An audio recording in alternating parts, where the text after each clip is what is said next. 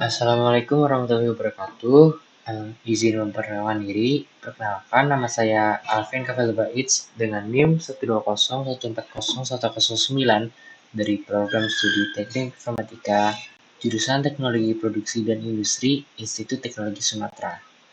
Kali ini saya akan menjelaskan tentang jurnal implementasi algoritma greedy pada lampu lalu lintas untuk mengurangi kemacetan.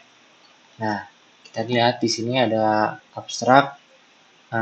Di sini algoritma greedy adalah salah satu cara yang digunakan untuk mendapatkan hasil yang optimal tanpa memperhatikan keadaan sekitar. Nah, penerapan algoritma greedy ini digunakan untuk mengatur warna lampu lalu lintas yang dapat bekerja sesuai dengan kondisi di persimpangan jalan. Implementasi graf juga bertujuan untuk menentukan kendaraan yang masuk dan kendaraan yang keluar. Dengan demikian, pengimplementasian algoritma greedy tersebut mampu mendapatkan solusi yang mendekati hasil optimal. Nah, apa sih latar belakang dari saya mengambil jurnal dan membuat jurnal ini? Ialah karena lampu lintas yang digunakan pada setiap persimpangan jalan tuh masih belum terkomputasi dengan baik dan masih diatur dengan konstan maupun manual. Jadi, durasi perubahan kondisi warna pada setiap lampu lalu lintas nilainya itu selalu tetap dan tidak memperhatikan kondisi persimpangan jalan tersebut. Lampu lalu lintas tersebut menunjukkan kondisi lampu berwarna merah, namun persimpangan jalan lain dipenuhi kendaraan. Kemudian, lampu lalu lintas berwarna hijau, namun persimpangan jalan lain sepi kendaraan. Nah, maka dari itu diperlukan suatu cara untuk mencegah kemacetan lalu lintas di persimpangan jalan dengan memperbaiki kinerja dari lampu lalu lintas tersebut. Nah, untuk itu, pendekatan yang paling tepat untuk digunakan pada kasus ini ialah dengan menggunakan algoritma greedy yang diterapkan pada sensor tiap lampu lalu lintas. Nah, jadi algoritma greedy ini sangat cocok untuk mengatur kendaraan yang melintas karena dibantu dengan teknik graf. Kemudian algoritma tersebut dapat mengambil keputusan yang tepat dan paling menguntungkan dari banyak kemungkinan. Di sini ada teori dasar dari algoritma greedy itu sendiri, yang mana algoritma greedy ini mempunyai elemen-elemen. Yang pertama, himpunan kandidat S. Nah, itu tuh berisi kandidat yang akan dipilih dan sebagai elemen pembentuk solusi. Pada setiap langkah hanya diambil satu buah kandidat dari himpunannya. Selanjutnya di sini ada himpunan solusi C yang berisi kandidat yang sudah dipilih dan sebagai solusi persoalan.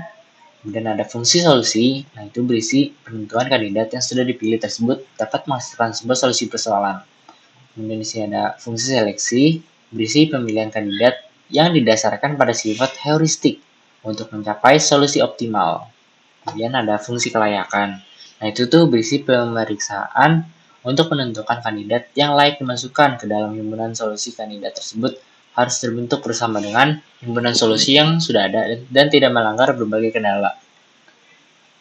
Fungsi objektif. Nah, ini itu berisi pengoptimalan sebuah solusi dengan menggunakan dua jenis optimasi, yaitu maksimum dan minimum. Nah, dengan demikian, jadi algoritma ini tuh tentu saja nih melibatkan banyak himpunan kandidat bagian S dari himpunan kandidat C. Kemudian kandidat S harus memenuhi berbagai syarat untuk menjadi solusi sehingga S dapat dioptimisasi dengan fungsi objektif. Nah, ini tuh ada skema umum algoritma greedy ini. Kita lihat di sini ada algoritmanya. Nah, kemudian solusi yang terbentuk itu dari algoritma ini adalah optimum lokal dan setiap akhir perulangan while itu diperoleh optimum global. Nah, jadi tuh algoritma greedy itu nggak akan mendapatkan hasil yang benar-benar optimal. Algoritma greedy itu hanya mendapatkan solusi yang mendekati optimal. Jadi tiap optimum global itu belum tentu mendapatkan hasil yang terbaik, namun suboptimum dan pseudo optimum. Nah, di sini ada graf. Nah, itu graf sendiri adalah disajikan dengan titik atau vertex dari garis edge. Hal ini tuh digunakan untuk menggambarkan gitu loh, atau merepresentasikan berbagai objek diskrit dan hubungannya satu sama lain. Di sini ada penjelasannya. Kemudian di sini ada dynamic programming. Oke, dynamic programming itu sendiri adalah salah satu cara kuantitatif yang digunakan untuk menghubungkan satu sama lain dalam membuat suatu rangkaian. Nah, jadi itu tujuannya itu untuk mengoptimalkan berbagai permasalahan dengan melalui pendekatan matematika, kemudian memperhatikan berbagai batasan yang ada, dan selanjutnya diubah menjadi sub-sub terkecil dari masalah atau diubah menjadi permasalahan secara part-part gitu. Kemudian di sini ada kelebihan dan kekurangannya. Nah, kita masuk ke analisis pembahasan.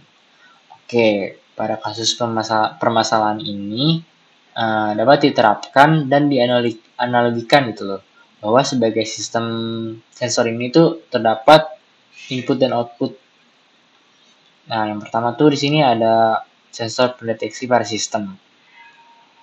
Nah, sensor ini tuh ditempelkan pada setiap lampu lalu lintas. Nah, jadi tuh sensor ini tuh dapat mendeteksi di setiap persimpangan bahwa persimpangan itu apakah terdapat antrian atau sedang normal. Nah, sensor tersebut menggunakan inframerah dan terpasang pada jarak 0 sampai 10 cm, 10 cm sampai 25 cm, dan untuk setiap simpang.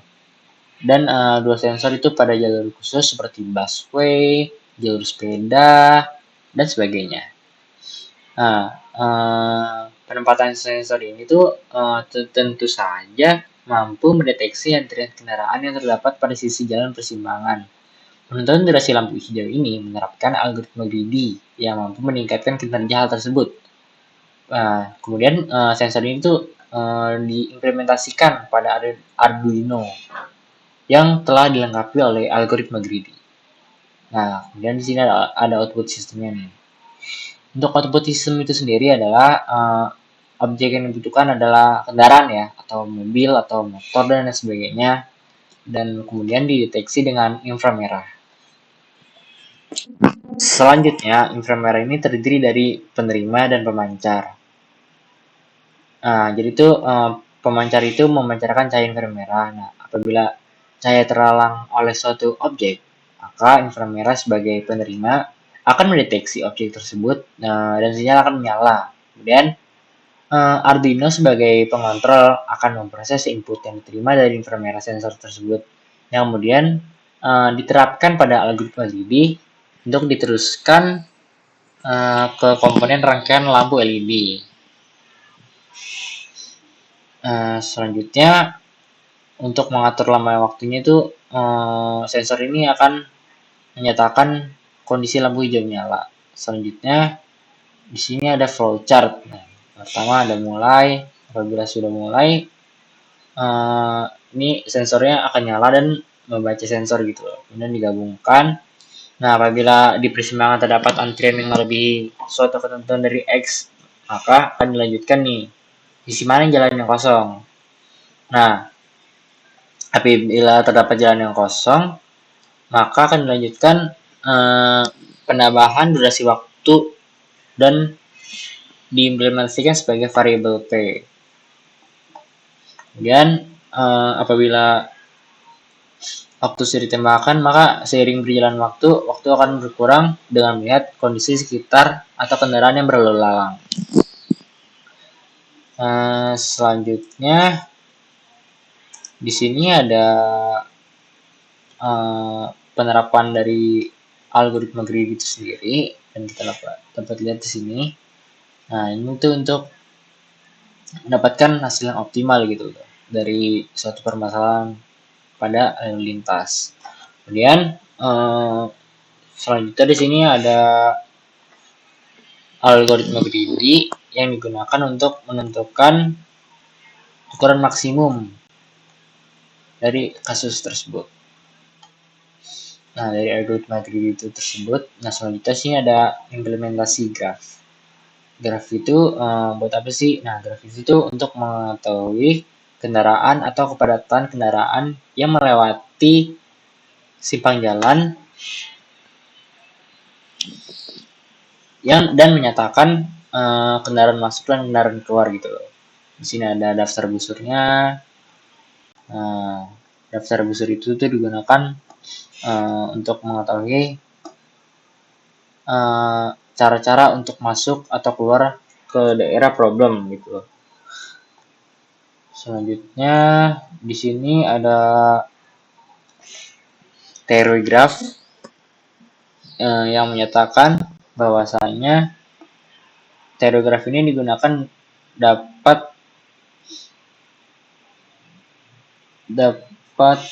menentukan dapat menentukan keterangan lampu pada lampu lalu lintas.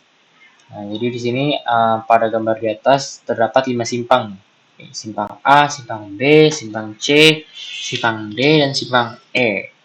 Nah, di sini terdapat arah panah bahwasanya A hanya dapat melewati simpang A dan simpang B. Kemudian di sini simpang B hanya dapat melewati simpang B dan D. Dan di sini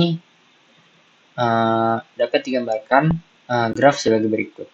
AC, AC, AB, BD, EB,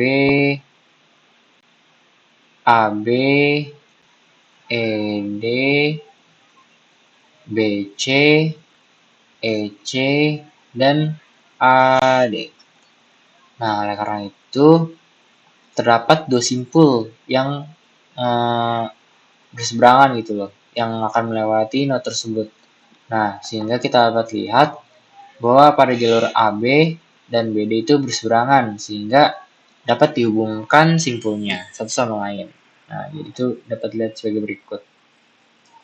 AC, EB, AD, EC, BD ini saling terhubung. Nah, kemudian setelah diimplementasikan teori graf tersebut, kita dapat menggambar gitu sesuai dengan lampu lalu lintas. Dapat dilihat AC berwarna merah, BD berwarna hijau, EC berwarna kuning, AD berwarna merah, dan EB berwarna hijau. Selanjutnya di sini ada langkah-langkah penyelesaian dengan menggunakan graf. Nah, dari graf ini tuh kita inisialisasi dengan menyebutkan not, busur, dan constraint.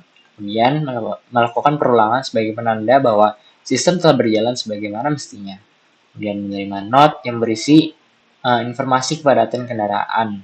Proses ini terus berjalan dan menerima informasi melalui sensor yang telah dibuat secara real time. Kemudian secara otomatis dapat melakukan pencarian not yang paling panjang. Nah, selanjutnya didapati graf yang optimal gitu. Graf ini tuh saling terhubung. Kayak gini nih, saling terhubung. CAB, CAD, EB ini saling terhubung. Nah, kemudian di sini selanjutnya ada langkah-langkah algoritma greedy dengan skema umum.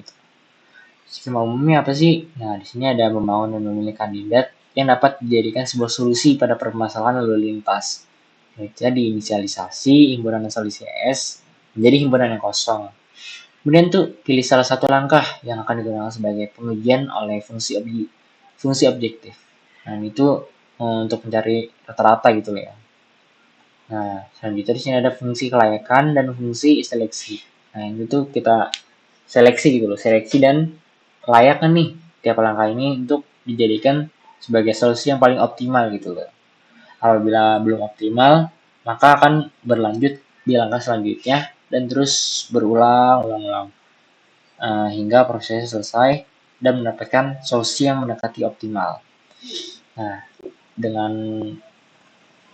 pemaparan yang saya sudah jelaskan pada jurnal implementasi algoritma greedy pada lampu lalu lintas untuk mengurangi kemacetan ialah mempunyai kesimpulan bahwasanya permasalahan arus lalu lintas seperti kemacetan yang terjadi persimpangan jalan merupakan permasalahan yang sering dihadapi oleh berbagai daerah. Lampu lalu lintas yang masih diatur secara konstan dan manual ternyata juga masih menimbulkan kemacetan. Dengan mengintegrasikan suatu sistem dengan penerapan algoritma greedy, membuat lampu lalu lintas bekerja secara optimal, sehingga pengguna jalan dapat meminimalkan waktu atau waktunya itu lebih efisien gitu ya, efisien dan terhindar dari macet di persimpangan jalan. Algoritma greedy tentu saja tidak dapat menghasilkan solusi yang optimal. Algoritma ini hanya dapat menghasilkan solusi yang mendekati optimal, sehingga Masih banyak faktor-faktor yang harus diperhatikan kembali seperti faktor lebar jalan, jumlah jalur, dan lain sebagainya. Mungkin itu saja yang dapat saya sampaikan. Kurang lebih mohon maaf. Wabillahi taufiq wal hidayah. Wassalamualaikum warahmatullahi wabarakatuh.